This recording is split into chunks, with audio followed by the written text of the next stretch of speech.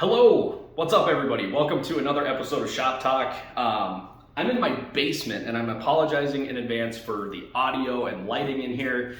It's like 90 degrees out today and I've spent way too much time in the heat lately, and I actually got pretty sick a few days ago from being out in way too much heat for way too long. So we're taking it easy this morning. I am here in my basement and we're talking about something that on the surface seems like such a simple question with such a simple answer. And a customer of mine asked me this question a few days ago, and it really kind of made me think more than I thought it would. Now, there's so many other subjects we could cover in this series, and don't worry, we've got plenty of fishing videos coming, but I thought this was so interesting because it messed with my head so badly that I think it's video worthy. So I wanted to make a video out of this. And the question was, if I had to pick one artificial lure to fish the rest of my life and catch the most diversity possible, the most number of species possible, what would I choose? And that seems like such a simple question, right? But I changed my answer a couple times, and that's what really messed with my head. And I definitely have an answer, and to me it makes the most sense for my style of fishing, what I like to fish for. But the question was, again, if I had to pick one artificial lure to fish for as much stuff as possible for the rest of my life, what would it be? So right away, my mind went to a jerkbait. You know, like a 4.5, 5-inch jerkbait. So I've got a number 10 Husky jerk right here in Olive Ghost, which is one of my all-time favorite colors. And we were actually throwing jerkbaits when he asked me that question. And as of when he had asked that question, we caught a couple pike, we caught some largemouth, we caught a couple smallmouth, we were catching crappies. We even caught a couple bluegills. We're throwing number 9 Rapala shadow wraps and just over some shallow weeds and caught a little bit of everything. So right away I went to, probably a jerkbait, right? Because you can catch plenty of different species on it. You can fish them high in the water column, you can get them down a little bit, you can troll with them, you can do a little bit of everything with a jerkbait, right?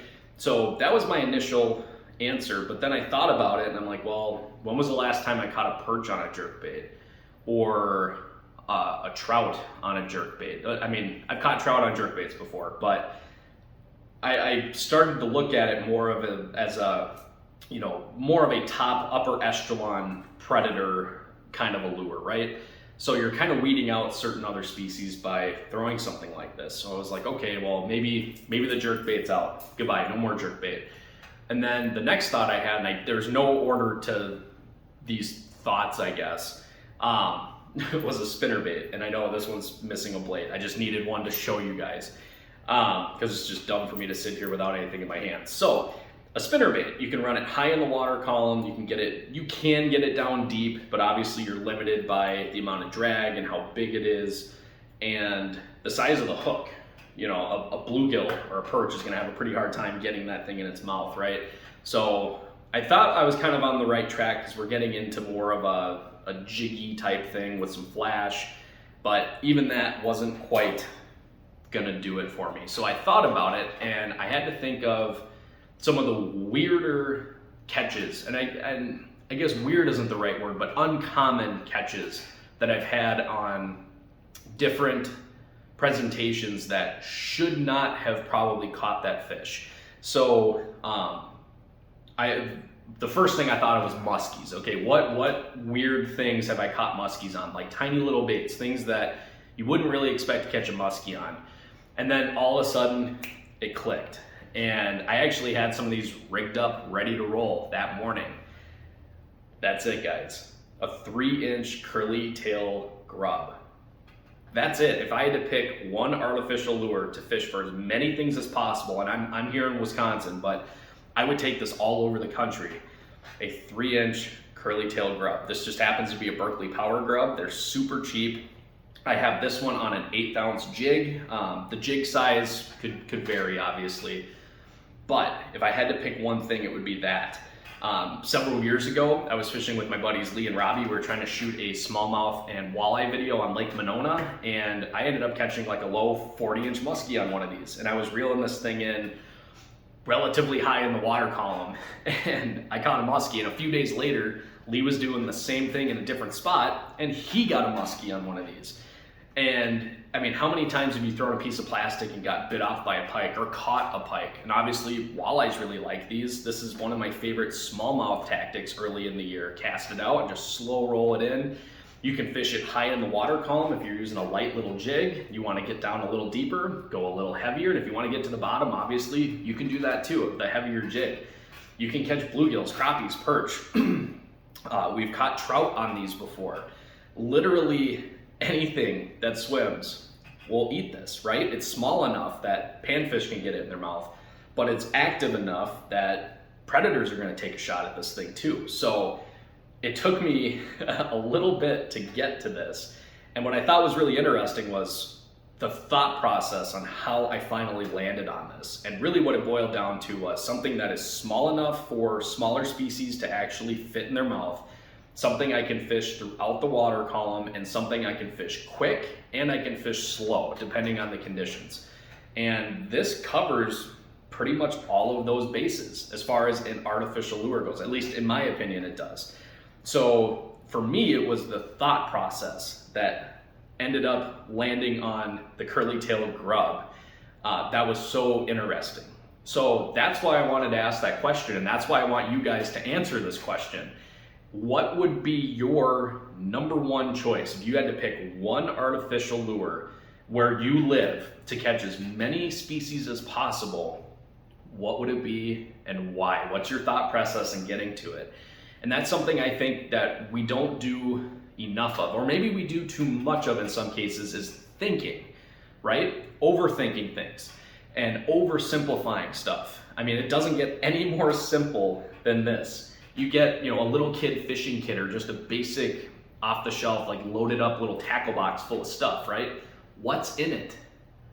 These. Maybe there's a reason why these are in there. Maybe it's not just because they're cheap, but because they actually work. And maybe we're overthinking it. Like, look at all the stuff we have nowadays, right? Between rods and reels and line and lures. I mean, it's incredible the variety of stuff we have and the quality of the stuff we have now. But I think to some degree, it's taking us away from basic stuff that just works. Do you need a $30 jerkbait to go catch bass? No, you don't. Is it fun? Of course it is. It's fun to have new cool baits, right? Especially to make all your buddies jealous. Like, oh man, you got one of those, that's so cool. But just sometimes it's nice to take a step back and just simplify things, right?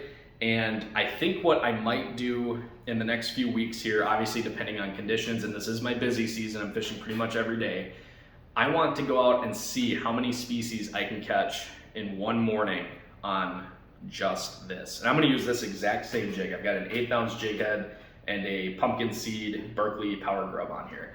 So that might be a coming video here in the next few weeks, but share it in the comments below, guys. If you had to pick one lure, one artificial lure to catch as many things as possible, what would it be and why?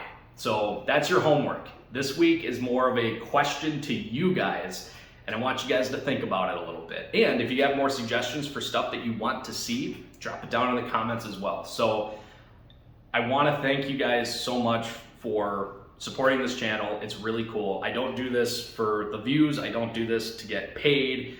I do it because it's fun and I like sharing this stuff with people.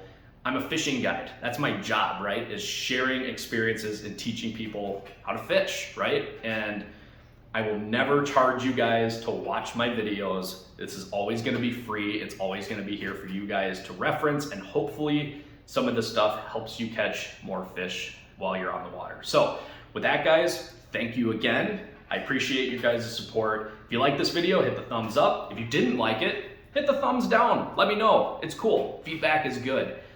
I'm looking forward to your answers on this question, guys. So thank you guys so much for watching.